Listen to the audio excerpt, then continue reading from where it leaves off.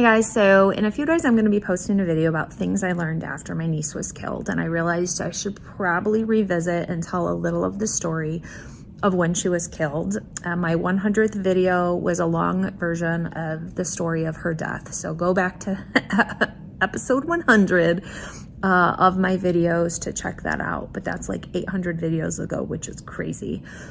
So November 16th, 2008, my niece was found dead. She was 7 years old at the time, and her father had killed her in a murder-suicide.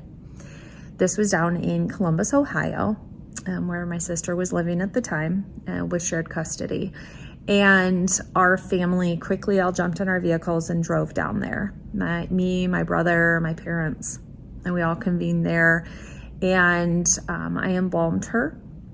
I drove her back to Michigan in my own vehicle with my sister riding co-pilot, and had a funeral home here local in Michigan, allowed me to come in and dressed, casketed, got her all ready for the funeral here.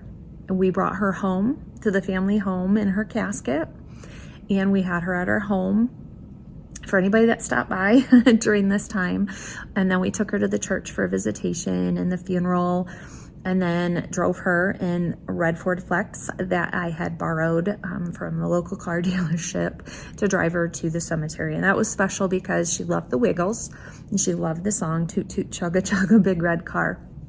And so that's what we drove her to the cemetery in. My sister shoveled in the grave, and we just did a lot of things over those days that were really hands-on, really personal. To me, that's one of the reasons I like to speak so freely and try to educate and empower, is that a lot of people don't know they're able, that it's okay. It's okay to take them home. It's okay to touch them. It's okay to dress them.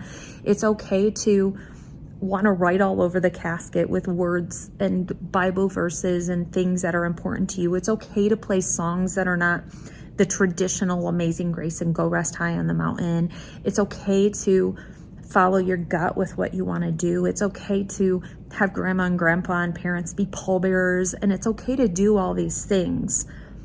That's what I want people to know, that it's okay. You don't have to be wild and radical, but you can be hands-on, and you can ask, and you don't need permission, but you can ask how you can work in some of these thoughts or things that maybe you want to do for your loved one. So during that time, I was on the other side of the table, as you call it, trying to help with arrangements and things for my sister, for her daughter. And I was very much in funeral director mode though, so it was hard to give up control over anything. And I called upon people who I trusted and wanted there with us and who knew our family for the most part. And so that was a really special time for that reason, that I had people that I knew I could call on, and gave professional courtesy and helped us. And that part of it was really special to me. So we also learned a lot of other things along the way, and that's what the video that's going to post in a couple days talks about. But I wanted to share a little of her story. Her name's Kari, and share some of her story with all of you prior to that video coming out, since it's not been visited in a couple years now in my story, which is wild. But yeah, watch for that video, and feel free to ask questions, and I will share more about her, I'm sure, coming up.